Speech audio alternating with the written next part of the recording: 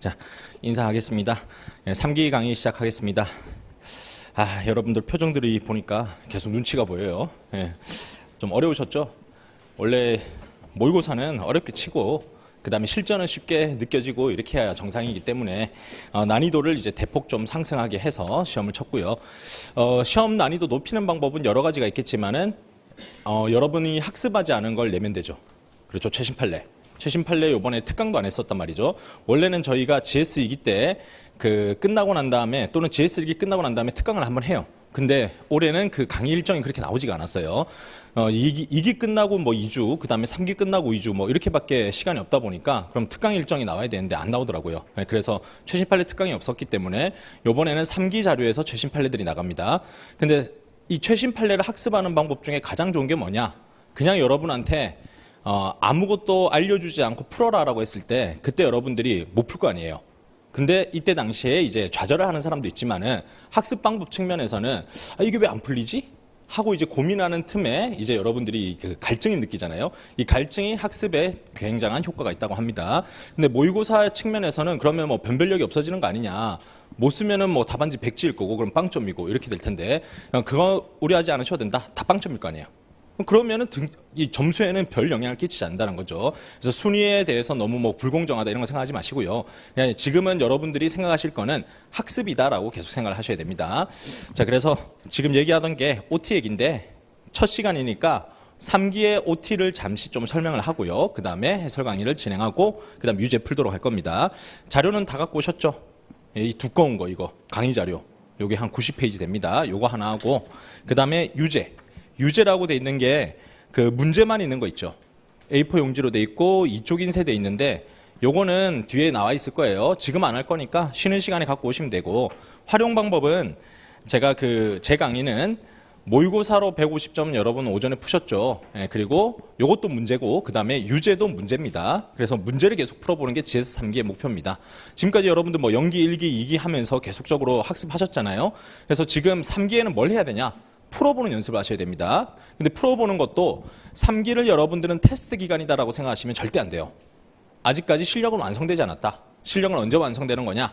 시험 치러 가는 그날 아침에 완성되는 거다라고 생각하시면 됩니다. 그 전까지는요 계속 학습하시고 계속 써보고 문제 풀어보고 하면서 계속 쌓아가는 시간이란 말이죠. 그래서 3기에 좌절하시는 분들 보면은 지금까지 공부를 했는데 몇 년 동안 했다 또는 올해 1년 내내 강의 열심히 듣고 외웠는데 근데 왜 점수가 안 나오냐 이렇게 생각하시는데 절대 그렇지 않다. 지금 여러분들이 학습한 거를 뱉어내는 시간이고 인출을 하는 것도 하나의 학습 방법이다 이렇게 생각하셔야 됩니다. 그래서 마음가짐 자체를 달리 하셔야 돼요. 점수 안 나온다고 절대 좌절하면 안 됩니다. 좌절해버리면은 합격 가능성 제로입니다. 근데 여러분들이 지금도 공부하고 오늘 쓴 거 기분 나쁠 수 있겠죠. 잘 안 써지면. 하지만 집에 가서 복습해서 실전에 가서 써내면 되잖아요. 그럼 합격하는 거죠. 이렇게 마음가짐을 가지시고 절대 좌절하지 말고 오셔라. 제가 이렇게 계속 당부드린 이유가 있겠죠. GS2기 끝나고 제가 강의 계획서에다가 개근상 드린다 했는데 그거 안 받으시려고 그렇게 또 애를 쓰시고 그러더라고요. 카페 보셨죠? 공부하신다고 안 보실 것 같기도 한데 카페 보면은 개근상 드립니다 했는데 이거 몇 명 안 돼요. 선물을 드릴게요. 답안지만 내면 드릴게요. 했는데도 안 받을래요. 이런 분들이 있어요. 그러니까 이게 답안지 내는 것조차도 힘들다는 거예요. 스스로 이렇게 무너지는 마음을 다잡고 공부하기가 이것만 하셔도 여러분들은 버텨낼 수 있다. 이렇게 말씀을 드리고 자, OT 간략하게 해보면 강의 계획서 보신 분도 있고 안 보신 분도 있을 것 같은데 강의 계획서 보시면 진도가 나와 있습니다. 1, 2주는 금기법. 반토막 내서 진행하고 3, 4주도 노조법 반토막 내서 진행합니다. 그리고 마지막 주는 전범위로 진행을 합니다. 이렇게 하는 이유는요. 한번 복습을 해보는 거예요.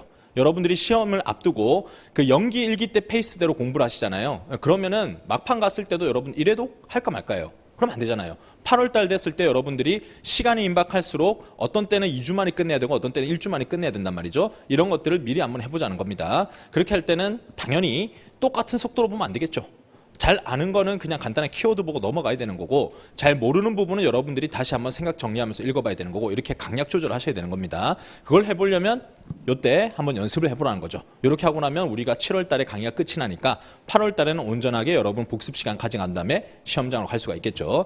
자, 이렇게 진행을 할 거고 강의 준비라고 써놨는데 이건 뭐냐면은 자, 여러분들 중에 공부를 오랫동안 하셨다. 그래서 지금은 나는 시험 어떤 문제 나와도 쓸 수 있습니다. 물론 안 배운 건 못 쓰겠지만 답안지 나는 웬만큼 쓸 수 있습니다 하시는 분들, 이런 분들은 예습 복습 다 해야 됩니다.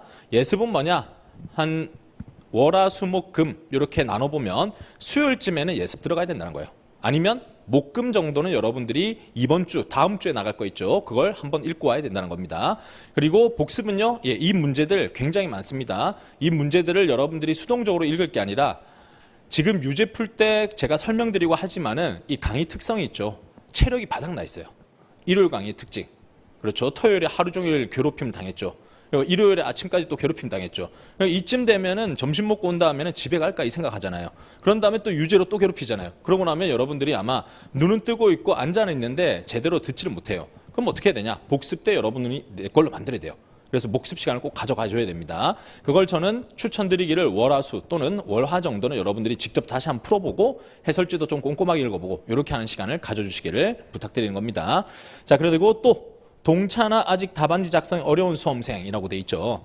지금도 여러분들이 많은 분들이 온첨으로 전환을 했어요. 온첨이 지금 더 많아졌어요. 그래도 2기까지는 실강이 조금 더 많았거든요. 근데 그분들이 1차 끝나고 난 다음에 안 오더니만 다 온첨으로 넘어간 거예요. 가슴이 아픕니다. 뭐 여러 가지 이유가 있겠죠. 종합반 끊었다가 1차 35% 합격률에 보고 이제 크리티컬 맞고 내년부터 다시 이렇게 하고 안 오시는 분도 있을 것 같은데 웬만한 분들은 답안지 쓰기 너무 힘들어요. 2기 못 따라갔어요. 그렇게 해서 그냥 아마 돌리신 것 같아요. 자, 그렇다 하더라도 여러분들이 그냥 차근히 뭐 처음부터 해보겠습니다. 그러면 안 돼요. 이것도 공부를 했잖아요. 답안지 쓰는 공부 안 해보면 안 써집니다. 그냥 대충 이렇게 써지겠거니 하고 시험장 가보잖아요. 여러분 능력보다, 여러분이 평가하는 능력보다 더 낮아요. 그렇지 않습니까? 네. 그렇게 수많은 연습을 하는 올림픽 선수도 올림픽 가가지고 실수하는데 우리라고 가가지고 내 능력 플러스 120%, 150%될 리가 없잖아요. 그러니까 나를 너무 높이 평가하지 마라. 그럼 어떻게 해야 되냐? 여기에서 연습한 거, 거기에 여러분 실각 같은 이 기억, 이 흐름 가지고 여러분들이 쓰는 거란 말이에요.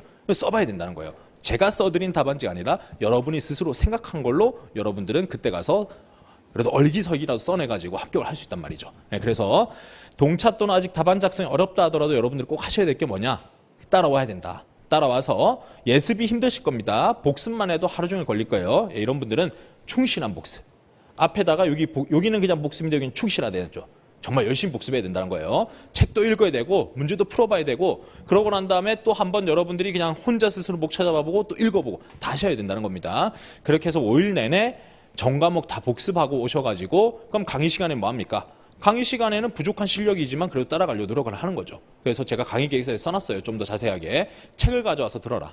그리고 문제풀이 시간에는 오픈북이라 좋으니까 쓰려고 노력해라. 그 쓰는 것도 공부입니다. 보고 쓰는 것도 여러분들이 어쨌거나 혼자 있으면 안 볼 거 아니에요. 근데 보고 썼으면 그래도 외우려고 노력을 한단 말이죠. 그렇게라도 연습을 꼭 하셔야 된다. 이렇게 말씀드리고, 자, 3기 자료는 최신 판례를 포함해서 드릴 겁니다. 그래서 여러분들이 처음 보는 문제도 있을 겁니다. 그런데 그 문제들이 다 A급이다 라고 생각하시고 처음 보는 문제가 모의고사로도 나올 수 있는데 이것도 앞서 제가 말씀드렸죠. 여러분들이 갈증을 느껴야 훨씬 더 학습 효율이 높다라고 얘기를 하기 때문에 모의고사에도 웬만하면 한두 문제 정도 섞어가지고 여러분들이 한번 고민해보는 시간 이런 것들 가지게 할 거고 3기 자료가 그래서 다시 또 공부해야 될 것들이 있다 이렇게 말씀을 드린 겁니다.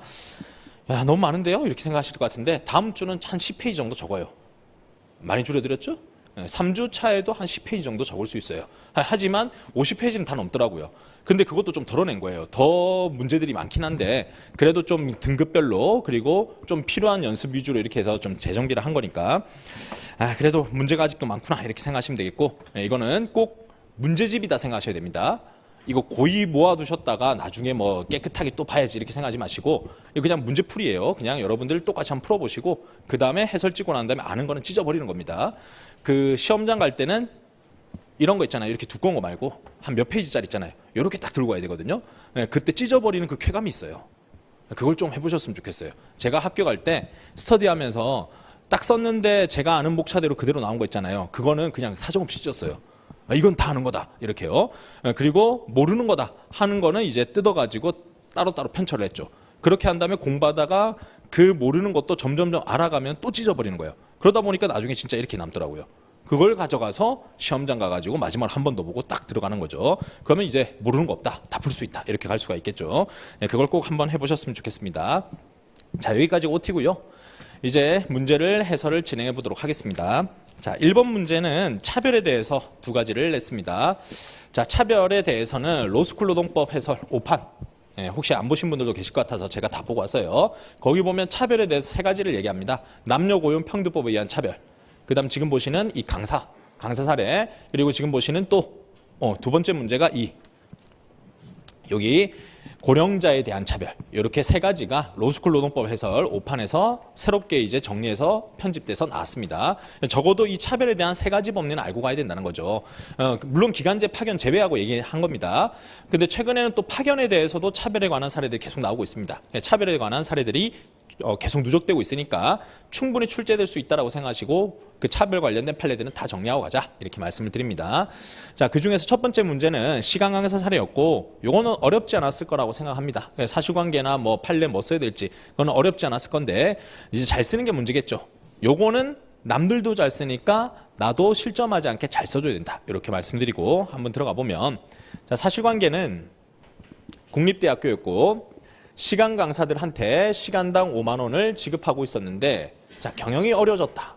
이게 보이고 강서료 지급 기준에 적법 절차를 거쳐서라고 돼 있으니까 뭐 취업 규칙이나 아니면 뭐 근로계약서나 이런 것에 대한 문제는 없다라는 얘기죠. 시간 강사한테 5만 원을 그대로 지급하고 비전업, 자, 비전업이 나왔고 비전업은 3만 원을 강사료로 지급하기로 했다. 그러면서 자, 사업자 등록이 있으니까 너는 시간 강사로 먹고 사는 사람 아니잖아. 딴 걸로 먹고 살고 있잖아. 그러니 너는 3만 원을 주겠다. 이렇게 했던 사건이 난 거죠. 자, 강사료 감액은 차별에 해당함을 주장하고 있다. 이런 주장이 타당한지를 서술해라 라고 돼 있죠. 이게 딱 들어맞는 법이 있다 없다? 없다라는 거죠. 그래서 근로기준법에 보면 성별국적 신앙 사회적 신분 해당 안 되고 그럼 남녀 고용평등법? 그럼 그건 남성과 여성에 의한 차별이 나와야 되는데 남성이다 여성이다 얘기도 없고 그럼 뭘로 가야 되냐 이거죠. 그랬을 때 우리 판례는 그 차별에 대한 법리를 확대 해석해가지고 헌법부터 나오는 정신이다 이렇게 얘기하면서 차별에 대한 범위를 확대하고 있다. 여기가 여러분들의 해결 포인트가 되는 거죠. 자, 1문부터 먼저 보겠습니다. 해설지 4페이지 가시고요. 자, 꼼꼼하게 읽을 시간이 없기 때문에 우리가 좀 빨리 진행하도록 할게요. 로마자 2번 가시면 차별의 의미 금지라고 돼 있잖아요. 이게 일반론이죠. 차별이라 하는 것에 시험 문제가 나왔다. 그럼 뭐 기간제든 아니면 남녀고용평등법이든 다 쓰일 수 있는 게 이 차별의 의, 비교대상 근로자, 직접차별, 간접차별, 그 다음 합리적 이유. 요게 한 세트가 된다는 거죠. 요걸 일반론으로 여러분들은 차별 나왔다. 그대로 그냥 복붙하세요. 자, 그리고 중요한 게 뭐였습니까? 비교대상 나와야 되죠. 우리는 비교 대상이 없으면 차별이 아니다 이렇게 보고 있죠. 그다음 또 합리적 이유 나와줘야 되죠. 합리적 이유가 있으면 근로조건에 차이가 있다 하더라도 그거는 금지되는 차별이 아니다 이렇게 보고 있죠. 그래서 이 2번과 4번은 여러분들이 꼭 잘 써줘야 된다. 자, 이번에 핵심만 한번 짚어보면 핵심은요. 네 번째 줄에 있죠. 비교 대상자로 지목하는 사람과 본질적으로 동일한 비교 집단에 속해 있어야 된다. 이 부분이 나와야 되고 다음에 4번 합리적 이유로 가시면 자, 합리적 이유에서는 옆으로 가시면 5페이지에 동그라미 1, 2가 나와줘야 되죠. 동그라미 1번이 필요성이 인정되지 않는다? 바로 차별이죠. 필요성이 인정된다 하더라도 방법 정도가 적정하지 않을 때 이것도 차별이라 보고 있죠. 자, 이렇게 해서 일반론을 완성했고요. 자, 로마자 3번 내려가십니다. 자, 로마자 3번이 이 해당되는 판례 내용을 그대로 붙여놓은 거죠. 그래서 양가로 1번 가시면 근로기준법, 그 다음에 남녀고용평등법, 헌법 이 세 조문이 나와 있는데 여기 판례에서도 이 내용을 다 복붙합니다. 그래서 여러분들이 적어도 위치 정도는 기억하고 있어야 된다라고 말씀드렸었죠. 두 번째 줄에 가시면 근로기준법에서 두 번째 줄 가시면 근기법은 제6조죠. 성별국적 신앙 사회적 신분 6조 보고 뺏겼으면 되니까 6조 외워두시고 다음에 남녀고용평등법 시험 범위 아닌데요 이렇게 얘기하시는 분 있는데 제가 전에도 말씀드렸죠. 분할 시험 문제 나온 적 있다. 분할은 상법에서 시작한단 말이에요. 상법 530조의 10. 근데 시험 문제 나오잖아요. 퇴직급여보장법 우리 시험 범위 아니잖아요. 근데 우리 기출문제 보신 적 있죠? 퇴직급여보장법 나옵니다. 그걸 보면은 노동법 관련된 것들은 다 낸다라고 생각하셔야 되지 우리 시험 범위 내 법 아니니까 안 나와요. 이렇게 생각하시면 안 된다고 했습니다. 그래서 남녀고용평등법도 8조 1항 요 조문을 가져가 주셔야 된다고 했습니다. 남녀고용평등법은 그래도 좀 생소하니까 같이 한번 읽어볼까요? 첫 번째 줄 보시면 자, 동일한 사업 내 동일가치 노동에 대해선 동일임금 지급해라 라고 돼 있고 자, 동일가치 노동이라 함은 세 번째 줄에 실질적으로 거의 같은 성질의 노동, 직무가 다소 다르다 하더라도 객관적인 직무평가에서 본질적으로 동일한 가치가 있다고 인정되는 노동에 해당하는 것을 말한다. 동일가치 노동인지는 직무 수행에서 요구되는 기술, 노력, 책임, 자고 조건, 그 다음에 학력, 경력, 근속연수 종합적 고려한다. 기노책조 합경근 이렇게 제가 두 문자 땄었죠. 자, 이걸 쓰시면 된다. 이게 법조문에 안 주어져 있다 보니까 당황할 수 있는데 적어도 8조 이렇게라도 써줘야 된다는 거죠. 다음 헌법은 11조에 나와 있다. 두 번째 줄에 11조 보이시고 평등 원칙에서 나온다. 이렇게 해서 숫자들 기억하시라고 했습니다. 근데 헌법은 사유가 제한돼 있습니까? 제한돼 있지 않습니까? 제한돼 있지 않죠. 네, 그러다 보니까 예시적 규정이다. 이렇게 얘기를 할 수가 있다는 거죠. 자, 이렇게 해서 법조문 먼저 제시를 했고, 그다음 2번 가십니다. 자, 전업과 비전업을 이유로 근로조건 차별을 둘 수 있는지 계속 지금 판례 내용 계속 보고 있는 겁니다. 거기서 첫 번째 줄에 근로계약 체결할 때 사회적 신분, 성별, 임금 차별에서 안리됨은 물론 근로계약상 근로내용과 무관한 다른 사정을 이유로 불합리한 차별 대우해서는 안 된다. 자, 두 번째 줄에 나와 있죠. 근로내용과 무관한 다른 사정을 이유로 근로자 차별해서는 안 돼. 이 부분이 나와줘야 되죠. 다음 페이지 넘어가시면 자, 가점이 되는 요소가 판례에 대한 평가였죠. 이 판례에 대한 평가는 뭐 더 길게도 나와 있는데 우리가 사안 검토할 시간도 부족하기 때문에 제가 핵심만 그냥 간추려 놨습니다. 자, 긍정적으로 평가하는 거는 뭐가 있느냐? 첫 번째 줄에 제6조 얘기가 시작하고 있죠. 예, 근기법 제6조는 성별국적 사회적 신분 네 가지밖에 없단 말이죠. 이걸 예시적으로 판단하면서 동일가치노동 동일임금 원칙을 성별 구분 없이 적용했다. 헌법상 평등 원칙의 규범력을 확대했다. 이렇게 표현을 쓰고 있는데 이게 제가 기본 이론 때 이런 말씀드렸었죠. 성별국적 신앙 사회적 신분 이 네 가지만 가지고 차별을 금지하고 있던 게 이전까지 해석이었다. 그런데 이 판례는 성별국적 신앙 사회적 신분 근기법 어디에도 해당되지 않고 남성 여성 문제도 아니다. 그런데도 불구하고 차별이다라고 인정하지 않았냐. 그러면 이 헌법에 있는 기본 정신을 토대로 해서 차별의 사유를 더 확대할 수 있다. 그 점에서 긍정적이다 이렇게 평가를 했었죠. 물론 비판적인 견해도 있습니다. 이 형사처벌 규정인데 이러면 죄형법정주의 어긋난다 이런 얘기도 있다라고 말씀드렸죠. 하지만 우리는 일단 노동 친화적인 관점에서 이렇게 평가를 해주시면 좋겠다 이렇게 말씀을 드리고, 자, 가점 요소니까 요거는 시험장 가서 생각나거나 여유 있을 때 쓰시고, 도저히 나는 이거 쓸 시간이 없다 하시면은 오히려 사안 검토에 훨씬 더 집중해 주시는 게 득점에 유리할 수 있습니다. 자, 사안 검토 한번 가보시면요. 자, 비교해야 될 것들 첫 번째, 전업 강사, 비전업 강사는 동일하거나 실질적으로 거의 같은 성질의 노동을 제공하니까 비교 대상자에 해당한다. 자, 이거부터 시작을 해야 되죠. 비교 대상 나와줘야 되고, 다음 두 번째, 강의료는 근로 제공에 대한 대가로서 기본급 성격이다. 차별 금지 영역이다라고 제가 써놨는데 여러분들은 근로조건의 차별이다 이렇게 쓰셔도 무방합니다. 자, 다음에 세 번째 동그라미가 합리적 이유에 대한 문제가 되는데 차별의 근거가 되는 전업과 비전업 여부는 근로 내용과 무관한 사정이다. 이걸 쓰셔야 되겠죠. 네, 핵심적으로 3번 동그라미에 전업과 비전업은 근로 내용과 무관하다. 이 점을 짚어주셔야 된다. 그래서 합리적이지 않고 동일 가치 노동을 차별적 대우하는데 합리적 이유가 될 수 없다라고 하시면서 마지막으로 6조 또는 8조 동일가치노동, 동일임금 원칙에 위배된다. 이렇게 결론이 지어지고 있습니다. 자, 그래서 3번 잘 썼는지를 평가할 거고, 물론 1, 2번도 써야 되는데 1, 2번은 안 썼을 가능성이 좀 있어 보여요. 이 판례만 너무 집중하다 보면 안 쓸 수 있을 것 같은데 비교 대상 돼야 되죠. 근로조건의 차별이 있어야 돼요. 그래서 근로조건 차별도 제가 그 강의 중에 강조했던 게 호칭은 차별이냐 이런 얘기했던 거 기억나시죠? 호칭이 근로조건이냐, 공무직 공무원에 대해서는 뭐 우리가 막 높여 부르는데 공무직에 대해서는 아저씨라 부른다. 그럼 차별이냐? 이런 얘기했던 거 기억나시죠? 근데 근로조건에 대한 차별이 된다. 그래야 법으로서 제재할 수 있다. 이렇게 했죠. 3번 동그라미에서는 아까 말씀드렸듯이 근로 내용과 무관하다는 점을 짚어줘야 되고, 결과적으로 이 법은 몇 조 위반이냐 이렇게 물어봐야 되잖아요. 그래서 맨 마지막 줄에 가시면 근기법 6조, 그다음 남녀고용평등법 제8조. 어쨌거나 이 두 개 중에 뭔진 모르겠지만 어쨌거나 차별이야. 이렇게 끝이 나고 있다라고 말씀드렸습니다. 그래서 좀 명확성은 떨어지지만은 이렇게 결론을 내려주셔야 된다. 이게 판례의 취지다라고 말씀드렸습니다. 좀 이 판례를 저는 약간 좀 지역적 판례 아닌가? 이렇게 생각을 했는데 로스쿨 노동법 해설에 아유 대문자막에 들어왔어요. 그러니까 이걸 교수님은 이제 리딩 케이스로 봐야 되지 않냐 이렇게 좀 생각하시는 것 같아요. 그 정도로 중요하니까 잘 기억하시고 준비하시면 좋겠습니다. 자, 다음에 두 번째 1-2문으로 넘어갑니다. 자, 원래는 이게 연구원 사례인데 제가 그냥 학교에 있는 사례로 조금 바꿨어요. 그래서 행정 업무 담당하는 사람이라고 일단 수정을 했고 교직원이라고 얘기를 했습니다. 자, 여기서 별도 인사제도니까 강사하고 달리 판단하시면 돼요. 이렇게 제시를 한 겁니다. 자, 2020년 신인사제도를 시행하기로 교직원 과반수 가입한 노동조합과 합의했다라고 돼 있으니까 또 규정 개정에 대한 건 문제가 되지 않는다. 이렇게 지금 되어 있는 거죠. 신인사제도는 승진 승급 방식을 변경하고 성과급제를 도입하면서 임금 피크제를 시행한다는 내용으로 구체적 내용, 도입 배경을 다음과 같이 설명하고 있습니다. 라고 돼 있어요. 성과연봉제에 대한 내용보다는 뭐밖에 없어요? 임금 피크제에 대한 얘기밖에 없죠. 실제 배경이 됐던 사례도 성과연금제라고 돼 있는데 뭐 성과연금제가 성과연봉제하고 비슷한 건데 그 내용보다는 임금 피크제에 대해서 주로 이제 차별이다 이렇게 주장을 했던 겁니다. 왜냐하면 연령을 이유로 차별이다 이렇게 얘기를 해야 되잖아요. 성과연봉제가 문제되는 거 있잖아요. 요거는 어떤 경우 문제될까요? 네, 성과연봉제가 문제되는 경우는 주로 보면 성과연봉제로 이렇게 변경할 때 그전에는 어떤 제도냐면 호봉제인 경우가 많아요. 호봉제는 제가 성과가 아무리 다시요. 성과가 좋든 나쁘든 연차만 차면은 임금이 올라가는 구조잖아요.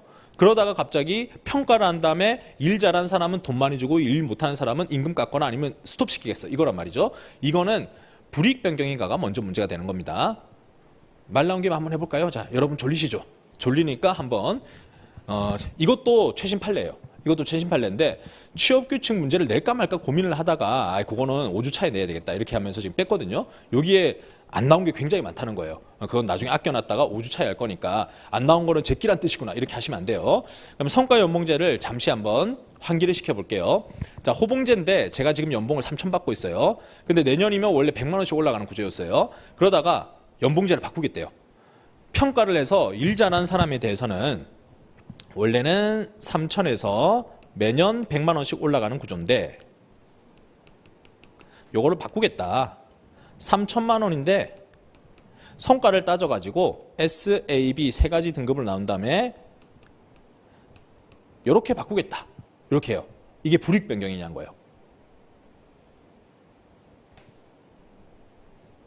불이익 변경이다라고 하면은 현재 연봉 3천이잖아요. 연봉 3천? 그러면 올해 기준은 보세요. 뭐가 불이익이에요? 이렇게 얘기를 하는 거죠. 지금도 3천? 원래는 물론 내년도에 100만 원 올라가는데 이거는 그럴 가능성이 있는 거지. 이걸 무조건 확보되는 임금이라고 얘기할 수는 없는 거 아니냐. 그런데 성과연봉제가 되면은 자 이렇게 해서 B등급 받은 빵이 되는데 그래 가능성은 줄어들지만 근로조건이 불이익하냐 이거죠. 현재 당신이 누리고 있는 근로조건을 불이익하냐. 그건 아니지 않냐. 그럼 이건 불이익 변경 아니지. 이렇게 주장하는 입장 하나. 또 하나의 입장은 아니지. 현재만 볼 게 아니라 미래를 봐라. 이거는 뭐 성과를 달성해 나오는 게 아니라 무조건 임금이 올라가는 구조이기 때문에 이렇게 되면 제 가능성이 줄어드니까 이건 불이익 변경이다. 이렇게 주장하는 입장이 두 개가 충돌했던 거예요. 근데 이 부분에 대해서 불이익 변경이 크다라고 생각하면서 지금까지 싸워왔거든요. 근데 대법원 판례가 최근에 이거는 불이익 변경 맞다. 불이익 변경 맞으니까 근로자 과반수 동의어야 된다. 또는 취업규칙 또는 단역 이런 거 거쳐야 된다. 이렇게 나온 게 최종 판례가 나온 거예요. 그게 얼마 전에 나왔어요. 성과연봉제는 여러분들이 이런 내용들 쭉 제시해 줄 겁니다. 그랬을 때 여러분들이 이거 이렇게 가능성이 낮아지는 거는 불이익 변경이구나 이렇게 알고 가시면 됩니다. 그래서 현재에 있는 불이익이 아니라 미래에 대한 불이익까지도 포함하는구나 이렇게 하시면 됩니다. 이게 왜 어려웠냐면 취업규칙 판례 중에 그게 기억나십니까? 취업규칙은 개정 당시의 불이익을 기준으로 삼아야 된다 했던 거. 그럼 개정 당시라면 지금 현재 개정 당시는 연봉 3천 똑같잖아. 이렇게 생각할 수가 있잖아요. 그것 때문에 첨예한 대립이 있었습니다. 재밌지 않습니까? 예. 지적 호기심을 자극하고 싶었는데 절망 안겨드린 것 같은데 여러분 학습의 시기라니까요. 예, 계속 이렇게 좌절하지 마시고 내 생각이 틀릴 수 있습니다. 예, 저도 틀릴 때도 있고 그 다음에 그 교수님들, 그다음 대법관들 중에도 반대 의견 있잖아요. 그럼 반대 의견은 다 틀린 얘기입니까? 아니잖아요. 논거를 생각해보는 게 중요하다고요. 그래서 이런 입장이 있고 저런 입장이 있구나 이렇게 생각을 해보시면 되는 거고 뭐 다시 5주 차에 또 볼 거니까 그때 보면 반갑겠죠. 이 정도 하고 다시 보겠습니다. 자, 그래서 여기선 임금 피크제만 문제 삼았던 게 성과연급제, 성과연봉제에 대해서는 이미 노동조합과 합의했기 때문에 문제를 삼을 수가 없는 거예요. 그래서 임금 피크제만 가지고 지금 문제를 삼는 겁니다. 요거는 합의했다 하더라도 어때요?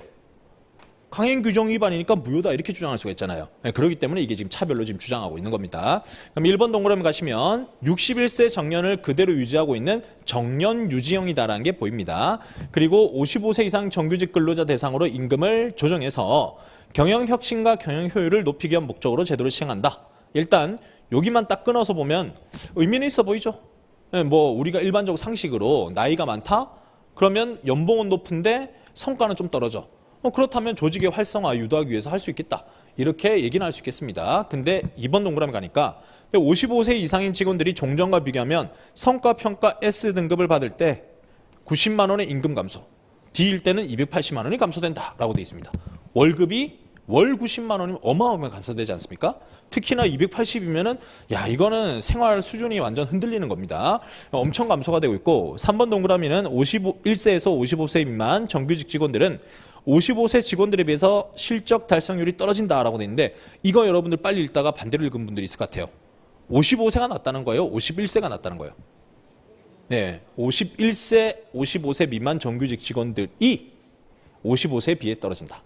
그러니까 요 젊은 사람들, 물론 50세 이상인 분들이 내가 무슨 젊냐 이렇게 얘기하겠지만 어쨌거나 여기 보면 55세 이상인 사람들보다 오히려 나이가 어린 분들이 실적이 떨어진다는 거예요. 그러면 55세 이상은 임금 깎을 이유가 있겠냐는 거죠. 없는데? 이런 생각이 드시죠? 자, 다음에 4번 동그라미 55세 이상 근로자들의 업무 내용이 변경되거나 업무량 감소되지는 않는다. 자, 월급은 깎으면서 일은 그대로 시켜. 이렇게 얘기하고 있고 5번 동그라미 이 제도 시행으로 이전에 활성화되지 않았던 명예퇴직 제도가 상시적인 제도로 시행되었다라고 돼 있죠. 자, 명예퇴직 제도는 뭐 구구절절 설명이 안 나 있는데 일반적으로 이렇게 받아들이시면 됩니다. 명퇴는 내용이 나와 있으면 그대로 따르면 되고요. 그게 없다라고 한다면 그냥 내보내겠습니까? 아니겠죠. 뭔가 쥐어주면서 떠내보내는 거예요. 근데 뭔가 쥐어주는 것도 회사 입장에서는 큰돈 나가는 거니까 되게 특별한 경우만 진행을 해요. 이해가 좀 되셨어요? 그러면 회사 입장에서 뭐라고 하겠습니까? 너네 원래 일 못하면 내가 그냥 자르면 되는데 근데 돈 줘서 잘라. 그러면 잘해주는 거 아니냐. 회사 입장에서는 이걸 뭐라고 지금 주장하는 거예요? 대상조치다. 대상조치라고 얘기하는 거예요. 근데 이게 무슨 대상조치야? 이렇게 생각을 하실 수 있어야 된다는 거죠. 그래서 이 부분은 대상조치 부분에서 집어넣어가지고 말이 되나? 이렇게 판단하셨어야 되고 그 다음에 요거는 다시요.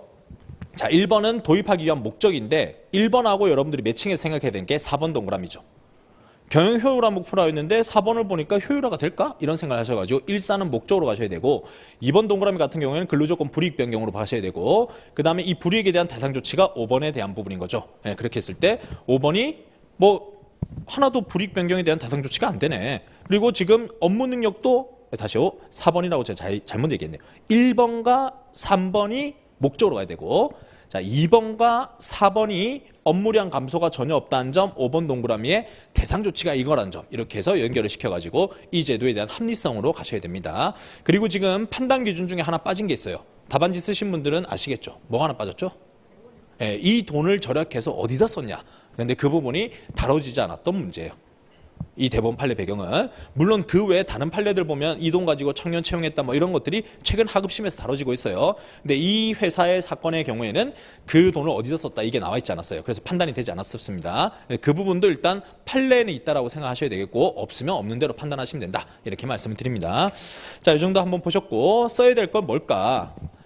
연령을 이유로 합리적 이유 없이 차별한다라고 주장하고 있으니까 주장이 타당한지를 써봐라라고 했죠. 그래서 우리 교재에 있는 고령자 고용차별 거기에 대한 판례를 제가 쭉 제시해 놓은 거 있죠. 그대로 복사 붙여넣기를 하시면 그럼 되는 문제였다. 이렇게 하실 수가 있겠죠. 자, 7페이지 한번 보겠습니다. 설문이 자, 제가 이미 여기다 써놨죠. 일반론 중복되더라도 별개 문제로 취급해서 써라. 이 얘기 뭐냐? 일반론 똑같을 거다. 그래도 또 쓰세요. 이렇게 얘기를 하는 겁니다. 이걸 안 써놓으면 여러분들이 고령자 판례만 쓸 것 같은데 아마 이게 또 뇌리에 깊게 박혀가지고 실전에 갔을 때 일반론 날려버릴 수가 있단 말이죠. 그래서 여러분 연습해보라고 일반론 한 번 더 쓰세요. 이렇게 지금 써놓은 겁니다. 일반론은 아까 말씀드렸던 의, 비교 대상자, 직접 차별, 간접 차별, 그 다음에 합리적 이유 요거 있죠. 차별 문제니까 이걸 한 세트로 또 하나 제시해주고 시작하면 된다. 이 얘기를 드리는 거고 그 다음에 8페이지 가시고 자, 로마자 3번에 대법원 판례 있죠. 자, 임금 피크제 차별 판단 사례 요거를 간단하게 보도록 하겠습니다. 자, 출발되는 법조문은 고령자 고용법 제4조의 4, 1항이라고 돼 있죠. 1항, 2항 요 두 가지 뺏겨오시면 되는데 자, 이것도 여러분들이 아마 외우기가 쉽지 않을 수 있습니다. 요것도 교재 그 법전에 안 나와 있죠. 그래서 여러분들이 숫자를 좀 외워두셔야 되겠고 자, 이거는 뭐라고 돼 있냐? 사업주는 관련 법률 첫 번째 줄에 모집 채용 임금, 임금 외 금품 지급, 복리후생, 교육훈련, 배치전보, 승진, 퇴직 자, 이걸 다 묶어서 그냥 근로조건에서 합리적 이유 없이 연령을 이유로 근로자 또는 근로자가 되려는 자를 차별해서는 안 된다라고 돼 있고 다음에 합리적 이유 없이 연령 외 기준을 적용해서 특정 연령 집단에게 불리한 결과를 초래하는 경우에는 연령 차별이 된다라고 되어 있습니다. 적어도 1항 정도는 여러분들이 꼭 써야 되겠죠. 1항을 꼭 쓸 수 있도록 노력하시고 자, 법적 성격 가십니다. 자, 이 조문을 뭘로 볼 거냐? 이 조문의 성격이 만약 당사자 계약이나 아니면 단체 계약 취업 규칙의 동의를 거치면 배제할 수 있는 내용이냐 아니면 배제 못하는 내용이냐 이게 다뤄져야 되겠죠. 그랬을 때 우리 판례는 헌법상 평등권을 실질 구현하는 고령자 고용법상 차별금지 조항의 입법 취지를 고려하면 강행 규정이다라고 돼 있죠. 이걸 여러분들이 또 기억을 해두셔야 됩니다. 이미 남녀고용평등법이나 근로기준법에 대해서는 강행규정이라 인정한 바가 있습니다. 근데 여기 고령자에 대해서는 아직까지 강행규정인지가 다뤄진 적이 없었단 말이죠. 왜? 그냥 사회적으로 이렇게 나가야 돼요라고 얘기하는 거지. 그렇다 하더라도 지금 실제적 현실적인 차별이 있지 않냐. 그러니까 이거는 배제할 수 있는 거다 합의하면 이렇게도 볼 수 있는 관점이 있었어요. 근데 우리 판례가 딱 찍었죠. 헌법에서 시작하는 거다. 헌법 제11조의 평등권에서 시작하는 거다. 그렇기 때문에 이거는 위반하면 바로 강행규정 위반으로서 무효가 된다. 이렇게 얘기를 해준 겁니다. 다음에 2번 목차 내려가시고 연령차별금지에서 합리적 이유의 의미라고 하는 양가로 1번 갑니다. 두 번째 줄에 합리적 이유가 없는 경우란 우리가 알고 있는 내용이 그대로 또 등장하죠. 연령에 따라 다르게 처할 필요성이 인정되지 않거나 달리 처하는 경우에도 방법 정도가 적정하지 않은 것 이렇게 또 써주고 옆으로 넘어갑니다. 합리적 이유의 판단 기준이라고 돼 있고 자 여기선 판단 기준이 총 5가지 이걸 외우고 있어야 되겠죠. 동그라미 1번에 임금 피크제 도입 목적의 타당성 2번 대상 근로자가 입는 불이익 3번 임금 삭감에 대한 대상 조치의 도입 4번 적정성 5번 재원이 본래 목적을 위해 사용되는지 이 5가지가 등장을 해줘야 된다. 잘 쓰셨죠? 그 중에서 지금 1에서 4번까지는 요번에 쓸 수 있는 내용들로 구성되어 있었죠. 그럼 사항 검토 한번 볼까요? 자, 사항 검토는 제가 양가로 1번의 도입 목적과 그 다음에 적정성을 그냥 크게 2가지로만 구분을 했습니다. 자, 목적을 보시면은요. 인건비 부담 완화, 실적 달성률 높이기 위한 목적으로 도입된 것인데 51세 이상 55세 미만 정규직 직원들의 실적 달성률이 55세 이상 정규직 직원들에 비해 떨어진다는 점에서 위와 같은 목적을 55세 이상 직원들에 대해서만 삭감 조치를 정당할 만한 사유로 보기 어렵다라고 돼 있죠. 이 얘기가 1번하고 그 다음에 지금 3번 얘기를 하는 거죠. 1번에서는 55세를 임금을 적게 줘서 효율 높이겠다. 근데 3번 보니까 51세, 55세가 오히려 실적이 낮은데 그러면 실적 낮은 사람을 낮춰야지 왜 55세를 낮추냐. 목적이 이상하다. 이렇게 얘기를 하는 거죠. 다음 양가로 2번은 불이익 정도와 대상 조치에 대한 부분 보시면 자, 월 90에서 월 280만 원 일시에 대폭 하락하는 불이익을 입었고 불이익의 대상 조치가 강구되지 않았다. 명예퇴직 제도가 활성화됐다 하더라도 조기 퇴직을 장려하는 것이다. 근로를 계속하는 근로자에 대해서는 불이익을 보전하는 대상 조치가 될 수 없다라고 돼 있죠. 이 표현에서 여러분들이 좀 유념해야 될 게 명퇴가 대상 조치가 될 수도 있어요. 왜냐하면 임금은 깎으면서 나가려면 무조건 사 있어서 이것보다는 그래도 돈 좀 지어주면서 뭐 몇 억이라도 주면서 나가 이러면 대상 조치가 될 수 있잖아요. 근데 지금 무엇을 전제로 했죠? 근로를 계속하는 근로자에 대해서는 이라고 돼 있죠. 전 나가기 싫어요. 전 계속 일하고 싶어요. 하는 사람에 대해서는 전혀 위로가 되지 않는다는 거죠. 그 점에서 대상 조치가 되지 않는다라고 되어 있습니다. 그래서 여러분들은 명태는 대상 조치 아니다 이렇게 보실 게 아니라 명태도 돈 얼마나 주냐에 따라서는 대상 조치가 될 수 있어요. 하지만 근로를 하고 싶은 사람에 대해서는 대상 조치가 아니다. 이렇게 여러분들이 외워두셔야 되겠습니다. 자, 마지막 줄은 업무 내용이나 업무량이 전혀 감소가 되지 않았다는 점에서 전혀 적정하지 않다 이렇게 정리할 수가 있겠죠. 자, 그래서 결론은 뭐다? 합리적 이유 없는 차별이다. 이 도입에 대해서는 전혀 근로자에 대한 배려 없이 적정하지 않는 제도가 도입된 것이다. 이렇게 결론 내리시면 되겠습니다. 자, 다음 문제는 사실관계가 굉장히 길었죠. 사실관계 너무 깁니다. 근데 이것도 제가 줄인 거예요. 원래는 더 길더라고요. 근데 이거 어떻게 풀라고 이렇게 생각하실 수 있는데 알고 있으면은 그냥 보자마자 이거 쓰라고나 하고 풀 수 있는데 모르면 당연히 어려울 수가 있는 겁니다. 그 참고서 말씀드려보면 어떤 그 공무원 시험 문제 있잖아요. 행정법 시험 문제를 현직 판사하고 공무원 수험생이 풀었던 적이 있거든요. 그냥 경기 시합으로. 근데 누가 이겼을까요? 네, 공무원 수험생이 이겼어요. 왜 이겼을까요? 공무원은 이거 나오면 이거 쓰세요 이렇게 외우잖아요. 근데 현직 판사는 조건을 전제를 따질 거 아니에요. 어떤 배경에서 나왔을까? 이거 말고 나중에 사회통념상 합리성을 고려할 게 있을까? 이렇게 보니까 이 지문이 너무 짧잖아요. 이것만 가지고 판단할 수 없는데 하다가 보니까 다 찍는 거예요. 야, 이건 말이 안 된다고. 근데 여러분 어떻죠? 수험생이잖아요. 이거 나오면 이거 쓰는 거야. 이렇게 풀면 되는 거예요. 근데 오늘 처음 봤기 때문에 못 풀 수도 있는 겁니다. 자, 그럼 요건 어디를 좀 보셔야 되는지 한번 짚어드리겠습니다. 자, 여기서는 이것도 또 임금 피크제 얘기가 나오다 보니까 왜 똑같은 문제 또 냈지 이렇게 생각하시지 않았죠? 앞 문제하고 뒷 문제 구분을 했죠. 요거는 재채용에 대한 문제고, 요거는 여러분 노동 판례 리뷰 아시죠? 예, 거기서 중요하다고 짚어지고 있고, 교수님들도 굉장히 중요하게 바라보고 있습니다. 요거는 배경을 또 하나 말씀드릴게요. 지식에 대한 배경. 뭘 보셔야 되냐? 채용이 근로자의 권리냐는 거죠. 채용이. 예, 어떤 근로자를 뽑을 거냐? 이거는 경영권입니까? 근로자의 권리입니까? 경영권이지. 그래서 면접 보고 난 다음에 조건은 얘가 더 좋지만은 그래도 얘는 들어오면 빨리 나갈 것 같아. 그럼 성적이 좀 낮은 B를 뽑겠어. 이럴 수 있는 거잖아요. 그러니까 어떤 사람을 채용할지는 회사의 자유였던 거예요. 그래서 자유였는데 이 자유를 깨트리는 게 지금 나오고 있는 거예요. 그중에 이전에 나왔던 판례가 뭐가 있느냐? 단체 협약에서 규범적 효력 부분에서 여러분들이 배우신 게 있어요. 예, 산재 유족 사망했을 때, 자 그랬을 때 자녀를 채용해야 된다. 아니 사용자의 채용의 자유가 있는데 그 단체백에 따르면 어떻게 됩니까? 채용의 자유가 제한되고 이 사람 무조건 뽑아야 돼. 이렇게 보고 있잖아요. 그게 벌써 신호탄이 됐고, 요번 사건은 퇴직자예요. 퇴직을 하고 난 다음에 퇴직자를 재채용한다 이거예요. 근데 우리가 근로조건이라고 한다면 일반적으로 근로조건은 재직자한테 적용되는 겁니까? 퇴직하고 난 다음에 적용되는 겁니까? 당연히 재직하고 있을 때. 재직하고 있는 사람이 누리는 거, 근로를 했을 때 받는 보상, 이게 바로 근로조건 이렇게 얘기를 하잖아요. 근데 지금 보면 퇴직하고 난 다음에 재채용에 대한 얘기라고요. 그럼 퇴직하는 순간 근로자가 아니잖아요. 이 사람이 그러면 근로조건이라 얘기를 할 수 있을까? 이전까지의 해석 방법에 의하면 근로자일 때에 대한 거는 당연히 근로조건 맞지. 근데 이제 퇴직을 했어? 그럼 근로자가 아니잖아. 그럼 근로조건도 당연히 아니잖아. 이렇게 되는 게 맞지라고 해석을 했던 거예요. 근데 이번 판례에서는 아니다. 퇴직 후 재채용도 근로조건이 될 수 있다라고 봤던 거예요. 이해가 좀 되시죠? 그 점에서 굉장히 충격적인 사건이다. 이렇게 지금 보고 있는 겁니다. 그래서 중요하게 지금 다뤄지고 있고요.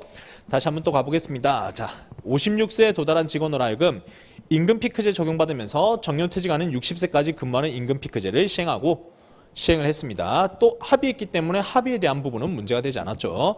다음에 임금 피크제 내용입니다.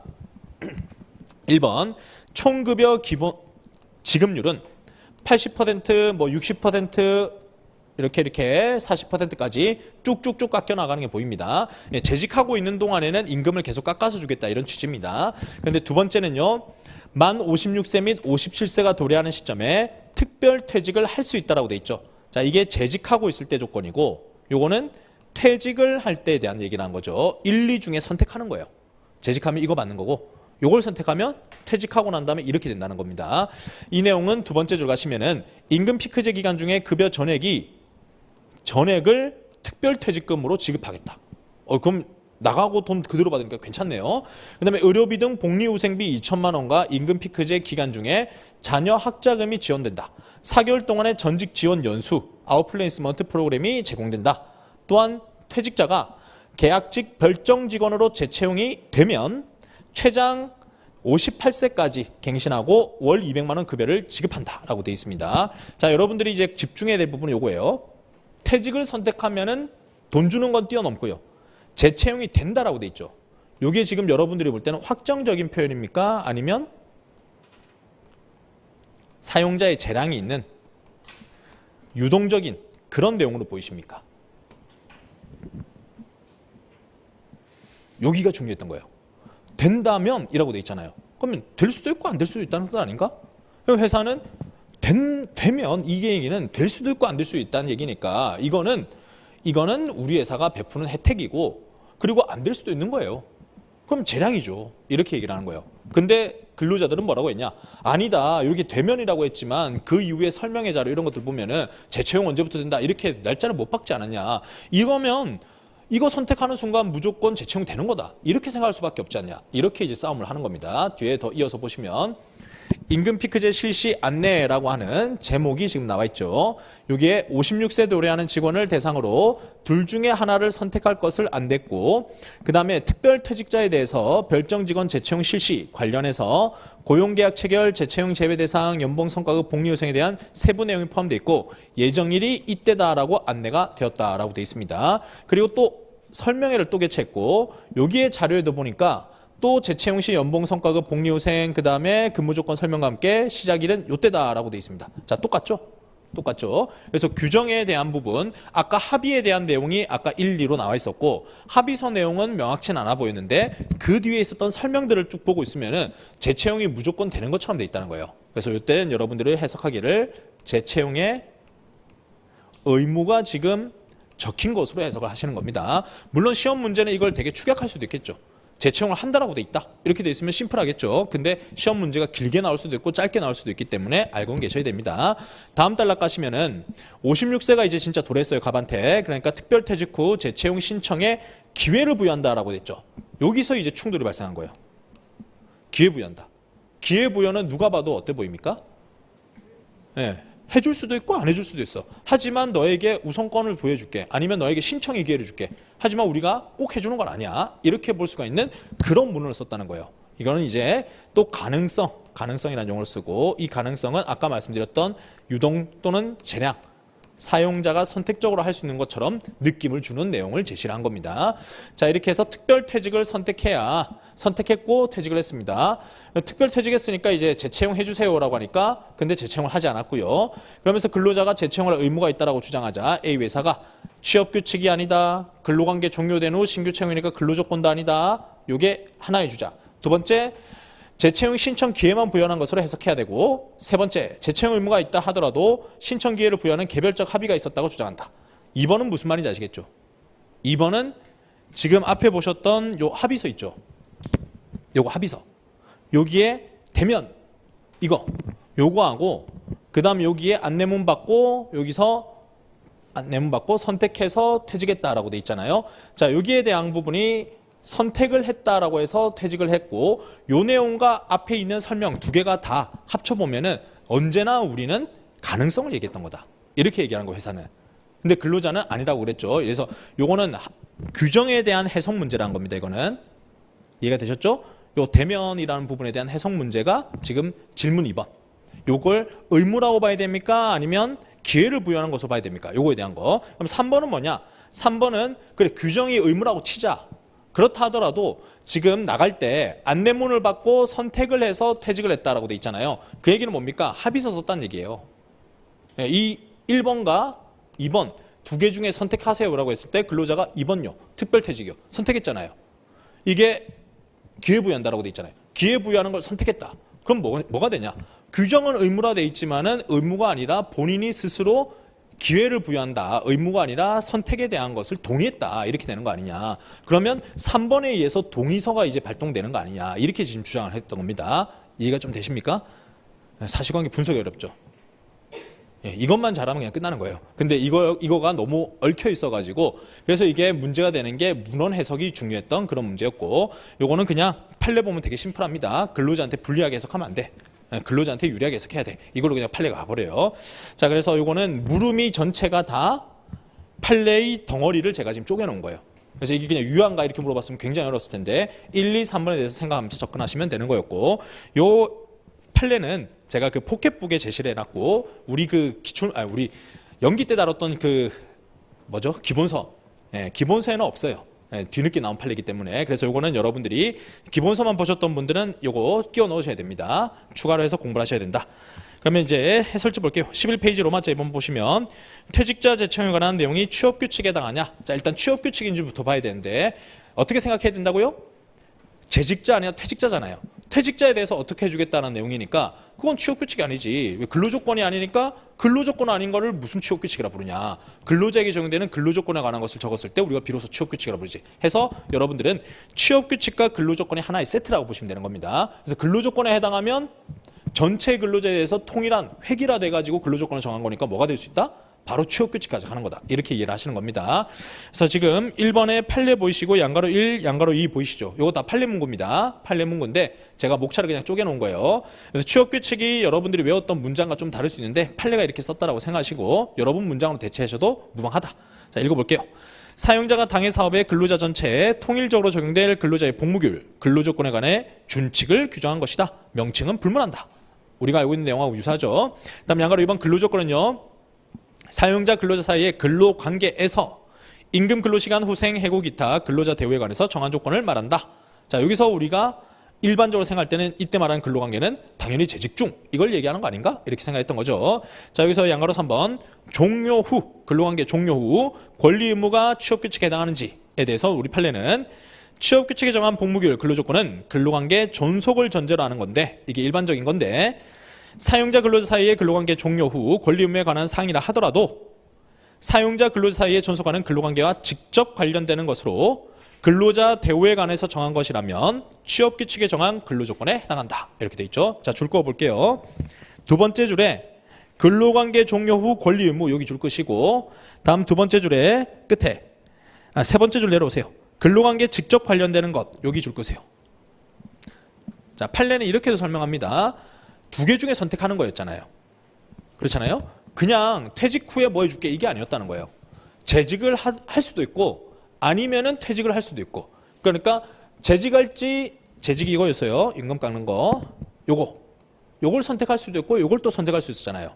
그러니까 그냥 아무것도 없이 퇴직하고 난 다음에 뭐 해줄게가 아니라 재직을 할 수 있는 사람이었는데 재직을 하지 않고 퇴직을 선택하게 만드는 것이었다는 거예요. 이해가 좀 되십니까? 이해가 잘 안 되세요? 아니 나가는 사람한테 우리 기간제 뽑을 거니까 한번 넣어보세요. 그럼 못 뽑힐 수도 있지. 기회 되면 봅시다. 이렇게 얘기하는 거하고 자, 두 개 선택지 주면서 계속 다니실래요? 아니면 퇴직하고 퇴직금 받고 또 보너스 받고 그 다음에 재채용까지 받으실래요? 이러면 뭡니까? 계속 다닐 수 있는 사람한테 여기를 선택할 수 있는 유인을 주는 거잖아요. 그러니까 퇴직을 선택하게 만드는 유인을 주는 것이니까 근로관계하고 직접 관련이 있냐 없냐라는 거죠. 그때 이 표현을 우리 판례는 직접 관련이 있다 이렇게 표현을 쓴 거란 거예요. 이해가 좀 되시죠? 그래서 모든 퇴직 조건이 다 근로조건이다 이렇게 얘기하는 게 아니다. 이거는 재직할지 퇴직할지를 선택하는 요소였고 이 선택지를 할 수 있는 유인이었고 그 유인 때문에 이 사람 입장에서는 퇴직하는 게 훨씬 더 많은 조건들을 받네. 많은 근로조건을 누릴 수가 있네. 이렇게 선택했던 거 아니냐. 그래서 이건 근로관계하고 직접 관련이 있는 것이다. 이렇게 지금 표현을 쓰고 있다는 겁니다. 그래서 여러분들도 이 표현들을 써주셔야 된다라고 말씀드리고 사항 검토는 그냥 가서 읽어보시면 되겠고 다음 페이지 넘기시고 로마츠 3번 퇴직 후 재채용 내용의 해석이라고 되어 있습니다. 자, 이 해석은 보시다시피 문헌이 명확치 않았습니다. 그리고 안내문에 있는 내용 가지고 우리가 유추해야 돼요. 그러다 보니까 우리 판례 가시고 첫 번째 줄에 사용자가 근로자의 복무규율, 근로조건, 기준 정립하기 위해서 작성한 것이다. 집단적 법무관계 규정하는 법규범의 성격을 가지는데 취업규칙의 성격에 비춰볼 때 취업규칙은 원칙적으로 객관적 문헌에 따라서 해석을 해야 되고 문헌의 객관적 의미를 벗어나는 해석은 신중 엄격해야 된다라고 돼 있죠. 그래서 여러분들은 세 번째 줄에 객관적 의미에 따라 해석, 그 다음에 신중 엄격 요것만 기억해 두시면 되겠습니다. 신중하고 엄격해야 되고 이전까지 계속 일관되게 언제부터 채용된다라고 했으니까 근로자 입장에서는 당연히 채용 조건에 생각하지 않았겠냐, 의무라고 생각하지 않았겠냐, 이게 사항 검토에 나와 있습니다. 읽어보시면 되겠고요. 다음 로마츠 4번 근로자가 나가면서 이제 안내문에 서명했잖아요. 그러면 이제 개별 동의 있었던 거 아니냐 이렇게 가니까 이제 취업 규칙과 근로자의 동의에 충돌이 발생하는 거예요. 그럼 근로자 동의는 뭘로 취급하느냐? 근로계약서로 보는 거죠. 유리한 취업규칙과 불리한 근로계약이 충돌했다. 그럼 뭐가 적용되죠? 유리한 취업규칙이 적용된다. 이걸로 풀리는 내용으로 대법원 판례는 마무리가 되고 있습니다. 자, 마지막 더 한번 읽어보시면 97조 얘기 나오고요. 97조는 다 뛰어넘을게요. 네 번째 줄 갑니다. 취업규칙의 최저 기준으로서 강행적, 보충적 효력을 부여해서 근로계약 중 취업규칙에 미달한 부분은 무효라고 이 무효된 부분을 취업규칙의 정한 기준에 따르게 해서 개별적 노사합의라는 형식을 불려 근로자로 하여금 취업규칙이 정한 기준에 미달하는 근로조건을 감수하도록 하는 것을 막아 종속적 지위에 있는 근로자를 보호하기 위한 규정이다. 이거 판례 기억나시죠? 이거 원래 교재에 있던 거죠. 맞죠? 원래 교재에 있던 겁니다. 물론 기출문제는 이거 말고 다른 게 나왔죠. 우리 기출문제 풀지 않았나요? 인중에 땀이 막 맺히는데 지금 취업규칙이 있고 근로계약이 있는데 취업규칙이 유리했던 사건도 있고 근로계약이 유리했던 사건도 있잖아요. 기출문제는 이게 나왔잖아요. 그렇잖아요. 근로계약이 유리했던 사건이 나왔고 지금은 뭐가 유리합니까? 네, 취업규칙이 요건데 요건 재채용 의무잖아요. 요거는 계약은 선택이잖아요. 근데 취업규칙이 유리하다 이렇게 지금 가는 거잖아요. 네, 그래서 판례는 뒤에 읽어보시면 나오겠지만은 제가 그냥 줄여서 말씀드리면 이 선택에 대해서 동의를 받았다고 볼지도 의문이고 동의를 받았다 할지라도 선택에 대한 동의를 받았다 할지라도 근로계약과 유리한 취업규칙 충돌인데 유리한 취업규칙으로 가야 된다. 이렇게 하면서 끝을 맺음을 합니다. 자, 들어보니까 완전 생소하죠. 집에 가서 공부해야 되겠구나. 언제 봐야 되겠어요? 당연히 오늘 봐야 되겠죠. 내일 되면 기억 안 납니다. 내일 되면 기억 안 나니까 집에 가서 딱 30분 쉬고 그냥 보세요. 밥 먹기 전에 보시면 더 좋아요. 사람이 밥 먹고 나면은 이게 느긋해지면서 왠지 합격 안 해도 될 것 같은데 이런 생각 한다고요. 그럼 안 돼요. 오래 붙는다. 붙으려면 외워야 된다. 3가지로 구성되어 있다. 취업규칙, 근로조건 한 세트. 그럼 이 합의에 대한 내용은 뭐다? 그거는 의무다. 엄격 해석해야 된다. 마지막, 그러면 개별 동의서 썼잖아요. 개별 동의선 불리하고 유리한 취업규칙 충돌이야. 그럼 유리한 걸로 가야 돼. 이렇게 구성하시면 어렵지 않죠. 자, 그래서 이건 생소했던 문제였고요. 다음 이제 문제 3번. 자, 2교시 문제로 넘어왔습니다. 시간이 부족한데요. 이거 하다가 중간에 끊길 것 같은데 좀 빨리 쉬었다가 하는 게 좋겠죠. 10분 쉬었다가 진행하겠습니다.